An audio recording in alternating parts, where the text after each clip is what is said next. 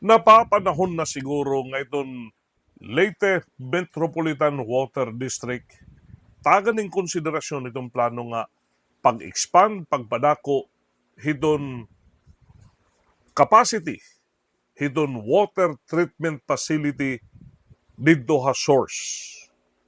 Kay nagbibinalik-balik naman lang nga mga reklamo. Nagbibinalik-balik, nagtitikadamo nga mga water concessioners iton nag-aalburuto nga nagrereklamo. Maluya nga awas, danay waray awas.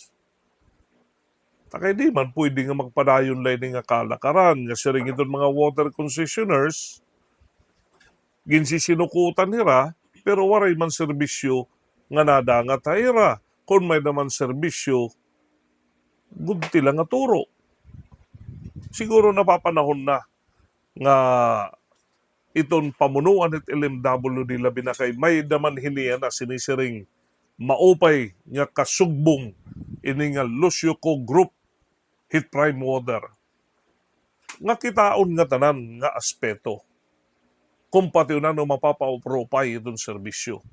Kay pitad yan at LMWD, ang mga leakages ko no, irapan tatahuban para kumusugit pressure nga magmauro pa itong awas. Siguro, ginihinga dahil at LMWD, paret mga water concessioners itong Tacloban. Paano na? Dili ang mga burubong to. May reklamo hatan awan, hatulosa nga maluyat awas. May reklamo at mga taga-Tabon, may reklamo at mga taga-Dagami, may reklamo at mga taga-Pastrana, may reklamo at mga taga-Santa Fe. Nandiri na ada baga matuod-tuod kung masiring water o nga mga leakages la iton kausahini. Panahon na siguro nga dito mismo iton source expand it capacity itong tubig nga igproproseso dito. Kay kung makusog itong tubig nga damo tikang dito a source, paray man na magpupugong aton nga magbutang lutin additional nga mga pipe. Ngan kung magbutangin additional nga mga pipe, pwede ni kung tipakain nga direksyon, patanawan, tulosa, para magmakusog iti raawas dito.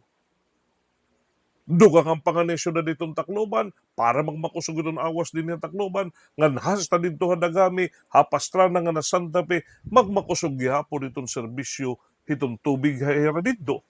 Di ba?